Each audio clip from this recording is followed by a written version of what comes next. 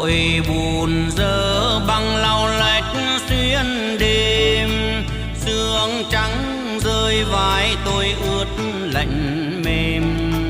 Chim muông buồn rủ nhau bay về đâu, ngẩn ngơ lũ vượn gọi nhau. Nào những khi ôm thép súng thế tay, đắm mắt theo bao hư áo thở dài. Nơi chốn xa buồn thương mẹ quẳng gánh, em còn kêu sáng ánh đèn từ sương mai. Mẹ